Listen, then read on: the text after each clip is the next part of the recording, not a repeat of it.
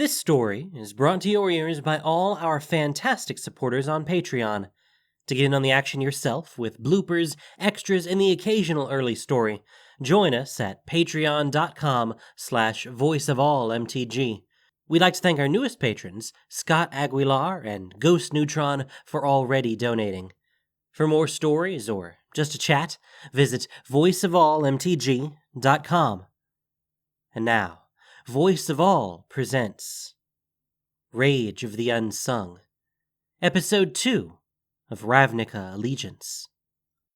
I crouch in the brown grass, eyes locked on my prey. Not 20 feet away, a marker sniffs the air, feline tail whipping in aggression as it scouts the area for threats.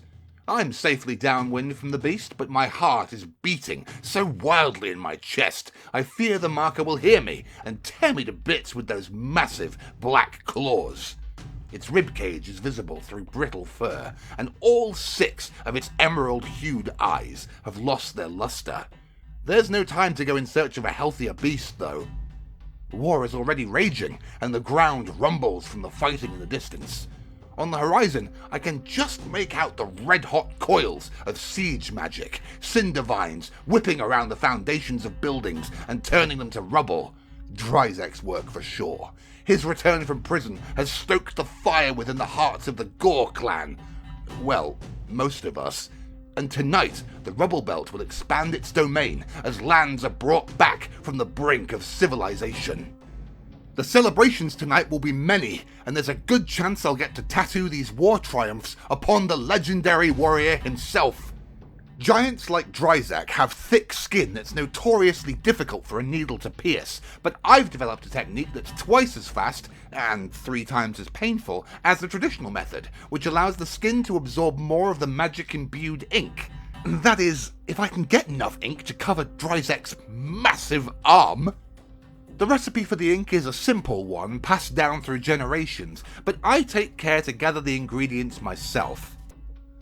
5 pieces of charred pine bark, 1 hydra egg yolk, and the freshest, greenest marker scat available. I turn my attention back to the marker, who finally feels comfortable enough to do its business, and as soon as it's kicked up dirt behind itself, it's dashing off, and I'm running over. I frown at the specimen, a dull, greenish brown, but it'll have to do. I set my clay bowl on the ground and quickly pound the charred bark into a fine powder. Then I crack the egg, careful twisting the shell so that only the yolk falls into the bowl, and mix until it's an even paste. Finally, I add the scat, stirring and stirring, but this mixture refuses to turn green. It's duller than my last batch, even. I double the amount of scat and the mixture finally takes on some colour. I conjure magic from the soil itself, and red flames rise up from the earth and flicker around the bowl. The ink starts to bubble, and I hold my breath, waiting for the familiar glow that signals the mixture is viable and will shine brilliantly upon the skin when the rage takes hold. The sun sets, shadows stretch across this expanse of reclaimed nature, and suddenly I'm feeling less like the hunter and more like the hunted. Out in the wild, cold and all alone is the last place a Viashino like me wants to get caught, so I desperately add more scat to the mix until finally the ink brightens. My reservations about tampering with the recipe melt away as swirls of yellow-green marble across the surface. Perfect. I put the lid on the bowl, wrap it up in leather straps, and ignore the howls of the wild as I rush back to the warfront. There, in the wake of rampant destruction, I breathe in the dust from pulverized stone and revel at the cracked backbones of lumbering architecture. Most artists don't bother to walk the ruins they tattoo upon the skins of our warriors, but I find that it brings a quality to my work that can't be duplicated by second-hand tellings. All around me, goblins froth at the mouth as they chase off remaining civilians. Gruul children sift through the rubble for loot, such beautiful, wild creatures with dirt under their nails, bugs in their hair, grit in their smiles, and then I see him. Dryzek, the legendary berserker, harnessing his rage to stack massive chunks of rubble in the shape of tusks as a tribute to the Razeboar. Not to be outdone, Rurik and Thar pile up a tribute of their own, making a point to howl and grunt as their stack overtakes Dryzek's in height. Others join in the fray, expressing their support for our clan leaders. But the ogres, big as they are no match for Dryzek's girth, and as he stacks another rubble block, his backers beat their chests and snort like boars, fewer in number, but just as vocal. And just like that, rage ignites. It travels like an infection from one Gruul to the next, hackles raising, tattoos inflaming, eyes shining bright. The berserker closest to me catches it, and then I pretend to catch it as well, throwing my head back and yelling at the top of my lungs. I smash stones, break glass, gnash my teeth, secretly praying to the Razeboar for a flicker of rage to enter my heart. But like always, it remains as cold as weak old ash. Finally, things calm, and we retreat to the bonfire to enjoy the spoils of war. Good battle today, Grunts Jiri, my littermate, squatting down next to me and presenting me with his bicep. 18 blocks destroyed. Aye, shame I missed so much of it. I set my needle in his skin, continuing the map of ruined civilizations running down his arm. 6 Boros blocks and 12 Izzet. Izzet couldn't construct a straight road if their lives depended on it, which makes for interesting work on my part. Their labs would pop up in any odd place, encroaching upon thoroughfares and sometimes other buildings, but seeing those spectacular beacons of chaos fall, smoking and shooting sparks into the sky, is a thrill like no other, and I try my best to capture that feeling in ink. I tap the end of my inked needle with a small mallet, puncturing Jiri's scaled skin. I fall into a trance, working quickly, diligently, like a fire moving through a forest, but I keep getting distracted by the sound of Jiri tapping his spiked tail on the ground over and over again. When I pull back, I realize the olive green of his skin has brightened to a more aggravated hue. What's going on with you? You don't feel it? The tension? He nods in Dryzek's direction. The giant leans back against the husk of a stone building, the light of the bonfire flickering in his eyes. Several humans tend to him, soothing his wounds and massaging his battle-worn muscles. His gaze shifts my way, and I immediately avert my eyes in submission.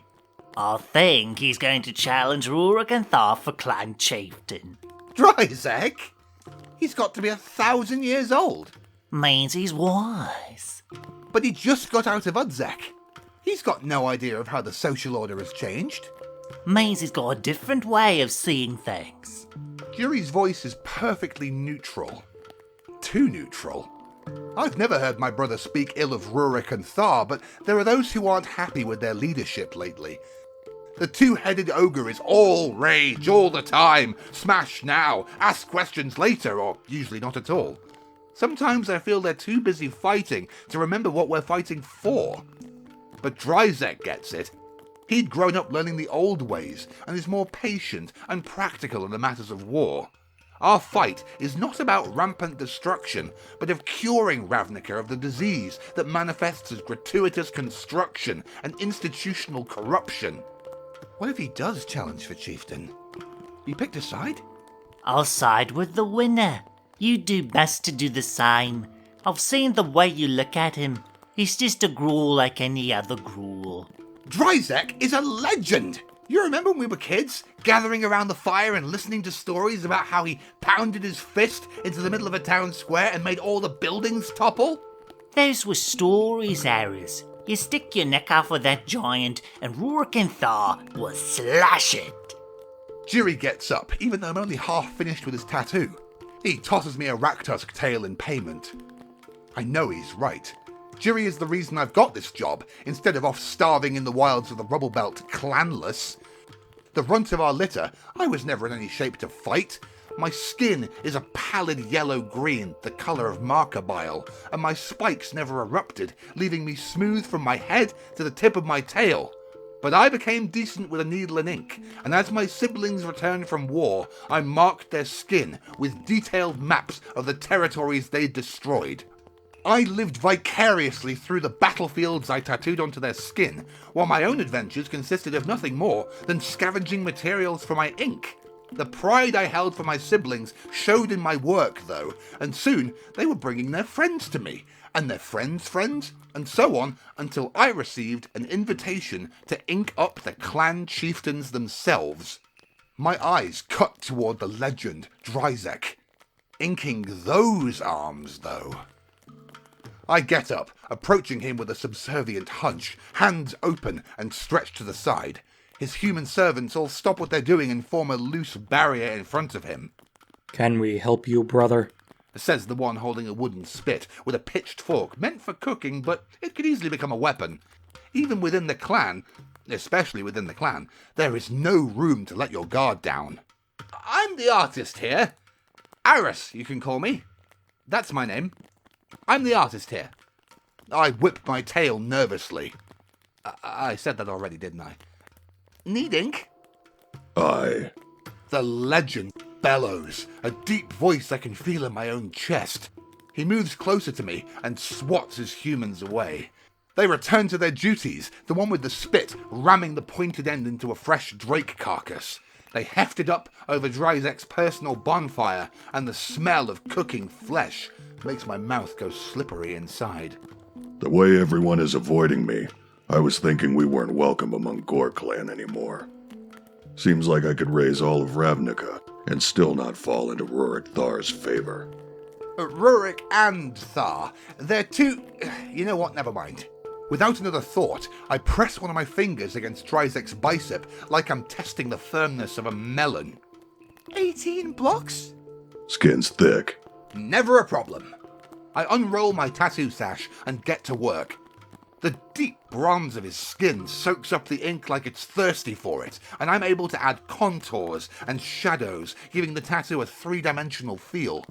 The Izzet lab takes center stage, though, as I coil a serpentine pattern within the block, representing the electrical fire that had consumed the sky for a whole 20 minutes. Huh. Smash civility. Smash it to bits. He punches me square in my chest with his massive fist. I think it was supposed to be a friendly tap, but it feels like my ribs have caved in. Aris, you've got a line forming over here. You've got blocks to ink. I turn and see my brother standing there, several of his mates behind him, as sharp as a wall of knives. Maybe I didn't feel the tension much before, but I feel it now. No one else in the clan dares come within 20 feet of Dryzek. But I'm not done with Dryzek. It's all right. Come back and finish tomorrow. I'm not going anywhere. He waves me off as his humans present him with an enormous plate of perfectly roasted drake, a bright yellow melon rammed in its mouth. I clear my throat, eyeing the drumstick on the drake as payment. Certainly more of a delicacy than I could hope for, but a Viashino can dream. How's this for a tip? Rage isn't all fighting and destruction. It speaks to different people in different ways. I go stiff. All my life my heart has been cold, but I learned how to fake the rage early, and no one has ever challenged me on it before. I grit my teeth and growl for good measure. What are you talking about? I rage all the time. Every day, nearly. So angry. Dryzek lifts a thick, skeptical brow. I am 830-something years old, Ars. I know rage when I see it, and that ain't it. But it'll find you. Took me 106 years to figure out what I was mad about. No, not Dryzek. How could that be? But before I get the chance to question him about it, Jiri's pulling me away. Soon the ink is flowing, the drinks are pouring, and merriment starts outweighing the tension. That is, until Dryzek makes a move towards Rurik and Thar. The crowd parts around him as he nears our clan leaders. The drinking stops, the music stops, the breathing stops. Jiri was right. The legend does plan to challenge for chieftain. Just when the tension can't get any thicker, Dryzek lowers his head and kneels as his human servants place the glazed drake at Rurikanthar's feet. A token, my chieftain, of my loyalty to Gore clan. May your rage ever guide us toward destruction. Rurikanthar looks surprised by the gesture, but in the next instant they each rip a wing from the drake and bite down into the flesh. It is undeniable that your rage has stoked a much-needed fire in the clan. Thar says, pieces of drake meat tumbling over his lips. And we are honored to have you fight among us. The deal is sealed with a blood kinship, and all the walls between factions come crashing down. We celebrate once again, and I breathe a sigh of relief that I've narrowly avoided getting caught in the middle of a coup. Then the screaming starts. I look over and see it's Jiri, his new tattoo glowing as bright as the moon's, before his arm bursts into flames. He wails, and his mates try to put out the fire with dirt and cloth scraps, but then Dryzek's tattoo goes aflame as well, and there's so much more ink. The smell of cooking flesh fills our campsite as one by one, each of the other warriors I'd inked today starts to burn. I cringe and skitter away before the blame can fall on me, but I'm caught by the tip of my tail, and then I'm dangling in the air, the world swinging back and forth. Rurik and Thar come into view, and I try to explain that this isn't my fault, that something's wrong with the ink, that it's been fading, that the markers are looking sicker and sicker. But all that tumbles out of my mouth is senseless whimpering. I expect to be pummeled, beaten, torn to bits, but what happens is much worse. Your services are no longer needed here. Rurik grunts, then tosses me to the ground, and all of a sudden, I'm clanless.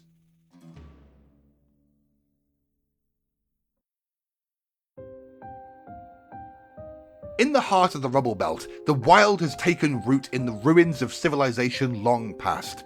Trees twisting through old door frames, a family of boars turning the remnants of an Orshov cathedral into their den.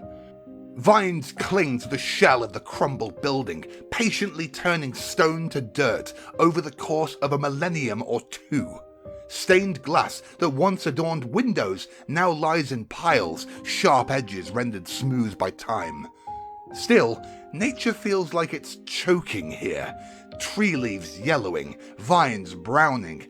Even the dirt seems pale and sickly, barely surviving. Like me. A Gruul without a clan is days from becoming worm food, or so the saying goes. Skittish and alert, I hide in shadow, blending into my surroundings. I scavenge what I can, watching a pair of goblins wrestling over the carcass of a Raktusk calf. While they've got each other in headlocks, I sneak up and steal a piece of meat for myself.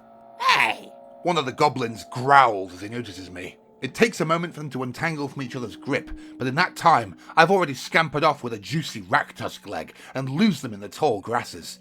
I let my skin go a few shades browner to better blend into my surroundings. The grasses conceal me, but I notice that they aren't dried and brittle like they lack for water, but thin and limp like they lack for nutrients. I hold my breath, waiting for my pursuers to give up looking for me, and when all is quiet, I take a bite of the leg. The meat is sour, almost like it's gone off, but I'd seen the goblins kill the calf myself.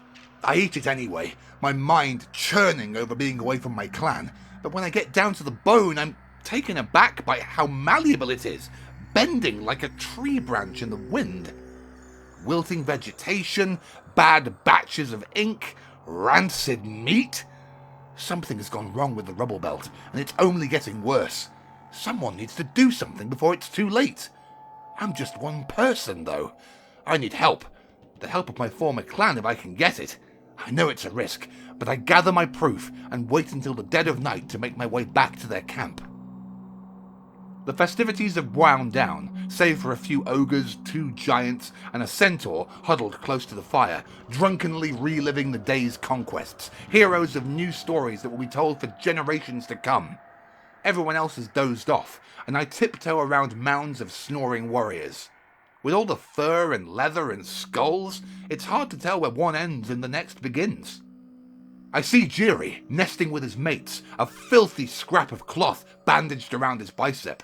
I nudge his shoulder, and a bloodshot eye opens, taking a moment to focus upon me, then slowly and quietly he extracts himself from the pile. What are you doing here? I need to talk to Rurik and Thar. I shove the rubbery bone and wilted vegetation at him. Something's been sucking the life out of the rubble belt these last couple months. The grass is dying, the creatures are sickly. If we don't do something, we'll be the next to starve. Did you notice? We're at war. Rurik and Thar don't have time to look at grass and bone. Please, this is important. You know what's important to me? Jiri unwraps his bandage. Not having an arm that have burned by bad ink. But that's exactly what I'm... He bares his teeth and flexes his skin spikes. Go, Aris. Don't come back here. I skulk off, but before I get too far, I notice that the group of warriors gathered next to the bonfire aren't just over there telling stories. My eyes narrow, and my scales prickle at a hulking ogre in long robes, boar skulls capping each of her shoulders. Her right arm ends below the elbow, and attached to that is a prosthetic made of intricately carved battle boar tusk with leather straps bearing an assortment of fine tools. A modified tattoo needle juts out from the end of the prosthetic, set at the perfect angle. She taps the butt of the needle with a small mallet, moving at a steady rhythm across the centaur's hindquarters. The bright green hue of ogre's ink is like nothing I've ever seen, shimmering in the night as though the whole pot's been consumed by rage. I had no idea they'd replace me so quickly. I wait in the shadows, stewing silently as she breezes through each of the warriors. It's nearly morning when the last of them leaves her side, and I slip up next to her, and from this close, I see she's got a face full of shaman tattoos. Hey there, Slick. What can I do for you? The ogre glances at my thin, bare arms. What kind of ink are you using there?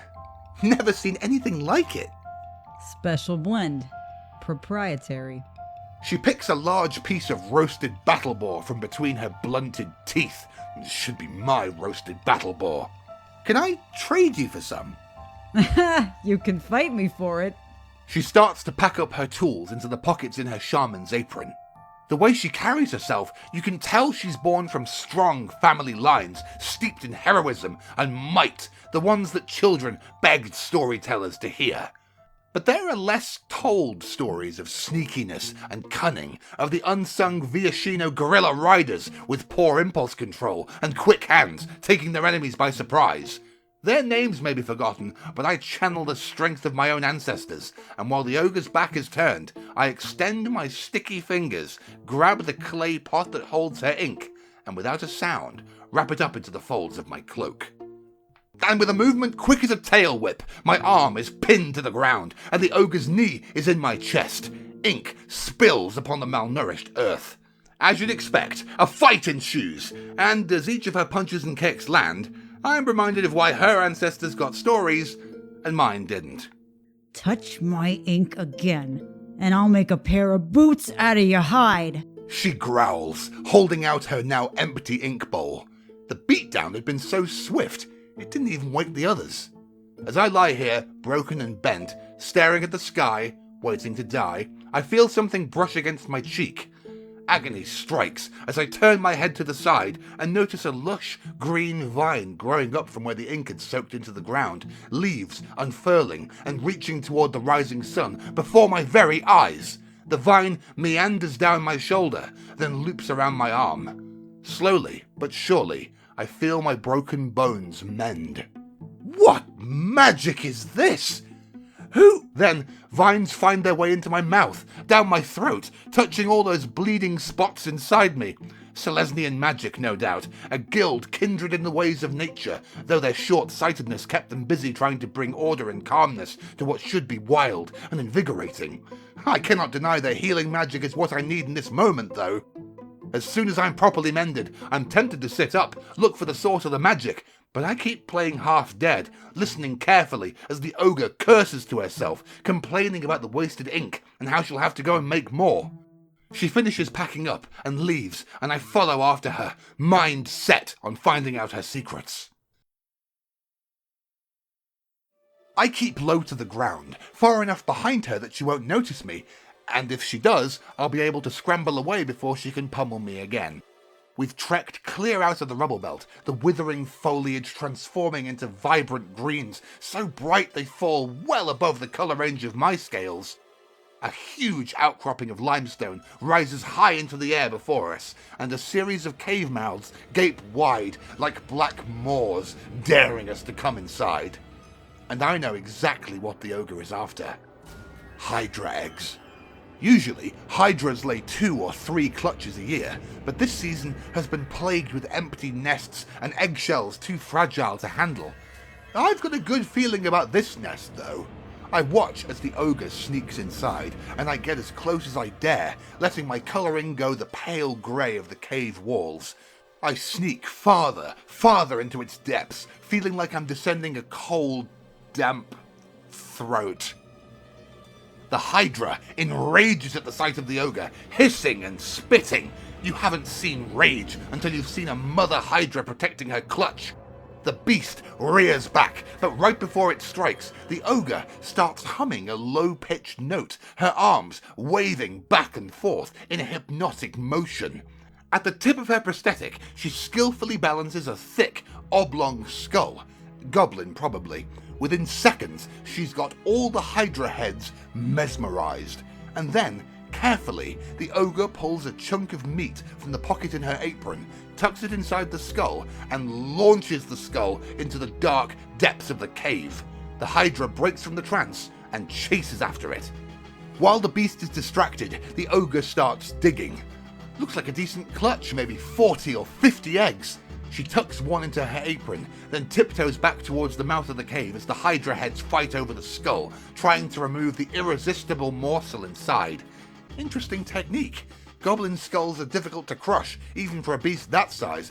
But then there's a crunch of splintering bone, and more hissing, and then the chalky sounds of a hydra slithering against rock. The ogre looks back startled, and then breaks into a dead sprint. I can't help but wonder if weak bone has already made its way up the rubble belt's food chain, but I don't have time to wonder long, because now the hydra has noticed her clutch has been disturbed. My colouring might blend in here, but no amount of camouflage is going to stop me from smelling like dinner to that hydra. I've got no choice but to start running as well. Cusses echo off the cave walls as the ogre sees me, and when she passes me, I know I'll be a hydra snack for sure. Then, the ogre slings a cinder vine glowing hot with orange-red magic in front of us, whips it down into the ground, and heaves. The ground erupts, spewing rock and stone as a steep ramp forms ahead of us. We scale the ramp as it chokes off the mouth of the cave, leaving just a narrow band of daylight for us to escape through. We tumble safely down the other side, me out of breath, her not so much. I know she's a shaman, but the way she moved back there didn't match up with being a tattoo artist. She's built more like someone who's seen battle, and lots of it. I stare at her facial tattoos again, noting the meandering line of a familiar river and the blocks of the surrounding Azorius neighbourhood that now sits under 15 feet of water. Wait, you're Bas Radley, the shaman who collapsed the Jizeru dams. She raises a brow, then starts walking, putting some distance between us and the hydra still snarling at us from inside the cave. It's just Boss now. Feel free to get lost, Slick. 82 blocks decimated in a single day! I follow right behind her, starstruck. Oh, what I would give to tattoo her skin. And then there was that bridge collapse in the smelting district, and the absolute carnage at the Tin Street Massacre. So much! That one wasn't me. I'm partial to crushing dams and bridges, not bones. She shoots a glance my way.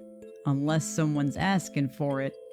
Bas doesn't seem like the talkative type, but maybe if I get on her good side, she'll let me tag along while she collects the rest of her ink ingredients, and I could hear some of her amazing battle stories as well. The colossal fissure you put in the Transguild Promenade. Was it as deep as they say, that you couldn't even see the bottom? I pause, waiting for a response. Nothing. Her gait grows, and her step quickens, and I'm practically running to keep up with her. And the concourse collapse, where you took out 3 support pillars simultaneously. Ha! Selesnya spent months rebuilding. Just you and that bull-rack berserker were responsible, right?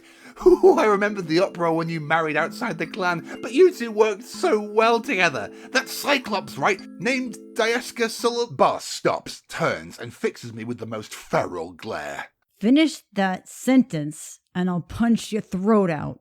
I swallow hard, but before I can change the subject, the ground starts quaking like war is close by, but that can't be it. Forest surrounds us for miles. Then I see the leaves shaking, treetops swaying, and I realize something's coming towards us. An enormous set of tusks emerges into the clearing. A battle boar. And they never travel alone. I turn to run, but Bas grabs me by the nape of my neck. Never turn your back on a battle boar unless you want to be trampled into paste. Best chance we got now is to stand our ground. The 2 of us? Against a whole herd? We don't have to fight them. We just have to look like we want to fight them. Chances are they'll back down. She takes me by the shoulders and kicks my feet apart. Wide stance. Lean slightly forward like you're about to pounce. Shoulders high. Teeth bared. Like this? I channel my inner berserker, but my cold blood bucks in protest. She jabs her knuckle 2/3 of the way down my back, and my posture shifts, my chest widens. Better. She then takes a fierce stance of her own. The battle boars grow closer. I can't help but notice how their massive hooves are polished to a high shine, and their thick, woolly coats gleam like silk in the sun. Nothing like the massive beasts I'm used to, but make no mistake, even with this ridiculous parade of over-grooming, there is no way I'd want to find myself at the pointy end of those massive tusks. Make eye contact with the lead beast. Don't break it. She's the one we have to deter. The lead beast stops, and the rest of the herd does too. She sniffs at us. I raise up onto the balls of my feet, straining to look more formidable than I am. The boar grunts, then moves on, changing course ever so slightly. They pass within inches of us, so close their fur tickles the top of my snout, but we hold our stances until the very last boar has passed. That's the 2nd time you've saved my life today. And the 3rd time you've put your life on the line just to get a little ink. Your name's Aris, right? I go stiff. You know who I am. You burned half of the Gore clan. Everyone knows who you are. It wasn't my fault. Something's wrong with the land, and I can't get the right ink mix anymore. You've noticed it, right? Why else would you trek all the way out here? Her arms cross, but the rest of her body language softens. I've noticed. Well, why haven't you told anyone? They'd listen to you. I just got out of Wargate, Slick. Need some time to get my head right. And I'm afraid that doesn't involve getting everyone all riled up about the potency of Marcus Cat. But I've seen your work. You're too good to toss to the wilds. I know some people in Burning Tree Clan. They'd be glad to have you. I'll show you how to make this ink. It's potent. It can even heal fighters when the raid strikes. Not like it healed you. You must have had a couple 100 blocks worth of healing magic. But it helps, and we need all the help we can get. Wait. My mind tumbles slowly, trying to put everything together. Back at the camp, you knew that ink would heal me, and you knew I would follow you. Bas smiles. Maybe. Now, do you want the ink recipe or not? I do. I absolutely do. So we trek into the forest in search of pine bark. The trees here are majestic, tall specimens reaching towards the sky, but something eerie pokes in the back of my mind. There's a pattern to the trees. Oak, 12 steps, pine, 8 steps, pine, 15 steps, willow, then another oak. Over and over and over again. We've crossed into Selesnian territory. You mean that pack of battle boys straight from the salon didn't give it away? She steps up in front of a towering pine, balls her fist, and delivers a solid gut punch to the tree trunk. A couple dozen bark chips fall to the ground. I go to pick them up, but Bas laughs again. I bet you're the type that just grabs the first bark he sees. The strongest pieces will cling to the tree after you've given it a little love tap. Give it a go. I pound my fists against the trunk a few times. Nothing happens except scratching up my knuckles. It'd be easier if I was built like you. You think size is the only thing that matters on the battlefield? She steps up so we're standing eye to navel. Here, flip me. Put your arm around my neck, twist, then lean in with all your weight. I follow her instructions, and I'm able to take her down with more than a bit of assistance on her part, but I get the gist. With a little practice, I could see it working. Maybe not on someone quite her size, but next time my brother tries to steal my tips, I can teach him a thing or two. My heart grows cold at the thought. Well, colder than it already is. Who knows when I'll see Jiri again? Burning Tree's territory is so far off. Maybe he'll come visit when the war dies down, but the way aggressions have been ramping up these past few months, who knows when that'll be? Why are you here, running from battle? We need you out there fighting. Did Wargate rehabilitate you? Heh, no. I'm all about bashing civilization to bits. I just can't be on the front line while you-know-who is out there. Too many memories of us fighting side by side. Dyeska? Bars slits her eyes at me. Yeah. We were at the Tin Street Market, browsing around, spending a minute away from the battlefront together, when the mayhem broke out. Boros soldiers started getting handsy, saying they saw us assault a couple of old minotaurs. Liars, all of them. Rage got the best of me, and made a bad situation worse. I got arrested. Daska got away. Came to visit me a few times, promising to wait 10 years for me to get out of Wargate if that's what it took. Turns out, I got released early, only to find out that Tramp hadn't even waited 10 months. Cyclopes. Anyway, I figure I'm still doing my part, helping the cause, and... We both perk up at the sound of a feral roar from deep in the woods. Marker! Source of the final ingredient. We cut through the perfectly spaced trees, noticing how even the detritus upon the earth looks like it's purposefully spread. Every 60 steps, I'm leaping over the same pile of rocks, and every 88 steps, we pass the same fallen oak. The brambles in between trees become thicker, denser, sharper. Just when I think we won't be able to travel any further, we see the source of the roar, what has got to be the biggest, most beautiful marker I've ever seen. Bulging muscles, barely contained by its lustrous red fur. We track it for nearly an hour before it does its duty, and then Bars pulls out her clay pot and mixes the ingredients together, using the stump from one of the fallen trees as a makeshift table. The ink's glow sets in almost immediately, and without asking, she pours half of the mix into my bowl. Thanks. I prepare to set off for whatever awaits me in the Burning Tree clan, but then I take a second look at the tree stump. That eerie feeling overwhelms me as I count the 2 wide rings. I shake my head. This massive oak, probably 40 feet tall, is only 5 years old. On a whim, I put my sticky fingers to good use and climb up to the top of a tree. From this vantage, the forest looks less like a forest and more like a giant fence dividing the Rubble Belt wilds from a stretch of Selesnian territory. I was right.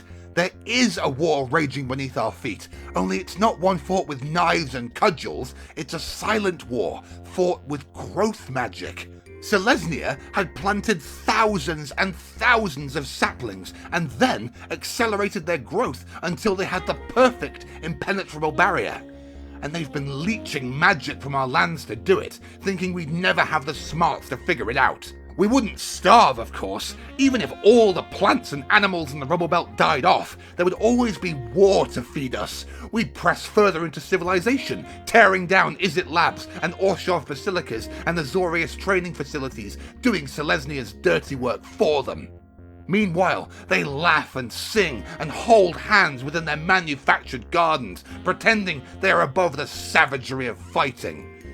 This is something I can get mad about. I feel a spark in my chest, a kindling of rage waiting to be soaked. Now all I have to do is summon the courage to get the rest of the clan mad about this too.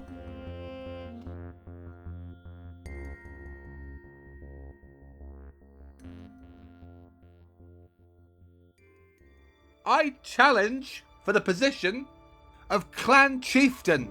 I stand, legs spread wide, body leaned slightly forward, scowl on my face that could scare off an entire herd of battle boars. Rurik and Thar might not have time to listen to theories about limp grass and brittle bone, but they can't turn down a challenge. The camp goes silent. It is not the silence of tension, but that of barely contained laughter. The two-headed ogre sighs, and they rise from their throne of skulls and step up to me. Rurik smiles, revealing a chunk of meat caught between his jagged incisors. I suppose I could use your scrawny bones as toothpicks. Who says we're uncivilized? See? You're unfit to be our leaders! I raise my voice so it cuts through the laughter, and I cling to hope that this altercation will be resolved with the aid of aggressive body language. The rubble belt is practically withering right under your noses, and you don't even bother to look up and ask what's causing it. Do you want to fight, or do you plan to bore us to death with your words? Rurik and Thar step closer. Talking isn't going to work. Violence is all they'll listen to. I throw my whole body behind a punch that lands in their gut, but it gives less than the tree trunk had. Rurik pounds his huge fist on the top of my head, and I crumple to the ground, white spots blooming in my vision. I scramble back up to my feet, struggling to keep the world under me as Rurik and Thar head back to their throne. I challenge for the position of Clan Chieftain. The ogres growl this time. Jiri steps in and grabs me by the shoulders, his eyes desperate. Aris, don't do this. Beg them for forgiveness and come back to the clan. Look, the burns didn't come out so bad. He turns his arm to me, now healed up into a mesmerizing pattern of shimmering scars. Some of my mates want the same for their next set of tattoos. Please. I step around Jiri, focused on the burn smoldering in my heart. My challenge stands. You won't be standing for long. The ogres beat their chest, and the rage ignites within them. Their tattoos gleam, some of it the work of my own two hands. I recall the takedown move Boris showed me. I use my quickness to get behind the lumbering brutes, then climb up their back and set my hold. I lean harder. I think I hear vertebrae snap. But turns out it's just Rurik and Thar popping their knuckles. Rurik reaches up, grabs me, throws me. I hit the ground hard and go rolling, stopping inches away from the bonfire. I lay there, sure I've broken a couple ribs. Then, I find myself caught in the shadow of a hulking figure. I cringe, thinking it's Rurik and Thar come to stomp the life out of me, but a familiar deep voice rumbles the pit of my stomach. Good. You found your rage. Dryzek looks down at me with a smile. Now use it. Use it? Isn't that what I've been trying to do? I focus on what I'm mad about, ignoring the bonfire embers drifting onto my skin. I'm mad at the Selesnya Conclave, sure. I'm mad our lands are being drained of magic, paved over by civilization, poisoned by industrialization. But what I'm mostly mad about has been sitting with me for a very long time, before any of those things ever mattered to me. I'm mad that my people's stories have been lost, that my heroes have been hidden from me. I'm mad that not once as a young Viashino had I sat down before the bonfire to hear stories of warriors with green scales and lashing tails, people like me smashing civility with reckless abandon. I force myself back onto my feet. Rurik and Thar are already knuckles deep in what's left of a stack of Raktos ribs, and I hobble towards them. After a couple steps, my limp eases back into a steady gait, though the soles of my feet feel like I'm walking across hot coals. That feeling spreads. My knees, my gut, my lungs, my heart. There's no more pain, only rage. I challenge for the position of Clan Chieftain! Rurik and Thar start to get up again, but something in my eyes must spook them because they sit back down and press hard against the back of their throne. Listen to what I'm saying. The rubble belt is dying. The plants are decaying, the animals are sickly, and it won't stop there if we don't do something about it. The Selesnian Conclave is behind it. They're sucking the magic from our land to grow their own. We can't waste a day longer, a minute longer ignoring the problem, or there will be nothing left wild for us to fight for. I take a deep breath, let it out. It's then I notice I am completely engulfed in red, roiling flames, a lifetime's worth of pent-up rage magically surging out from me all at once. I dial it back until the flames merely flicker. Jiri steps up next to me and puts his hand on my shoulder. The flames spread to him, and soon he's engulfed as well. I stand with Aris. Bars puts her hand on my other shoulder. She catches the flames too. I stand with Aris. As do I. Dryzek stands behind me, and my flames all but leap for him. Others join us until together we burn brighter than any bonfire ever could. I challenge you, chieftain, to do something about this. I speak for our clan and all Gruul clans. We fought for you. Now we need you to fight for us. If Selesnya wants a war, We'll give them a war. Rurik and Thar walk up to me. Rurik reaches out, places his open palm upon my head. Red flames wick up his arm, then set our leaders fully alight. Stories will be told of this war for generations. and your name, my fierce warrior, will be at the center of them.